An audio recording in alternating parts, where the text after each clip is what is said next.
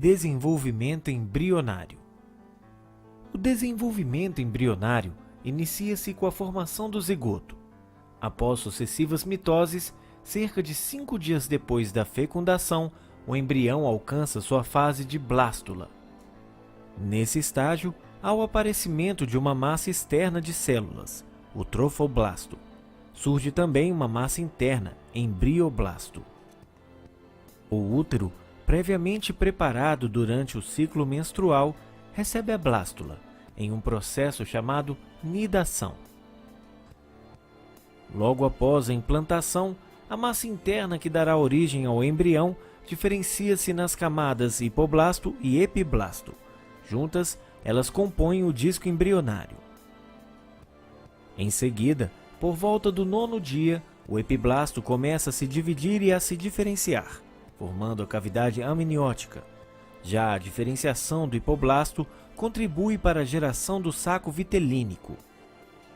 A gastrulação tem seu início com a formação da linha primitiva na superfície do epiblasto, na 3ª semana de gestação.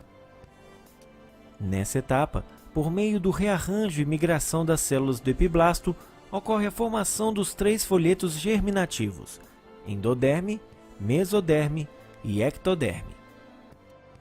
A ectoderme dará origem, por exemplo, aos tecidos epitelial e nervoso.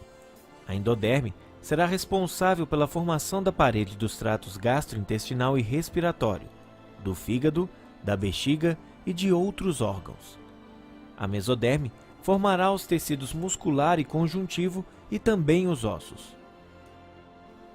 Posteriormente à gastrulação, forma-se um tubo flexível de mesoderme, conhecido como notocorda. Ela é a responsável por induzir a especialização das células da ectoderme, que se espessam e formam a placa neural.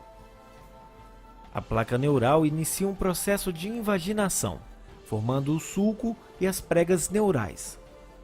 Com o passar do tempo, as dobras se fundem em um processo chamado neurulação, originando o tubo neural.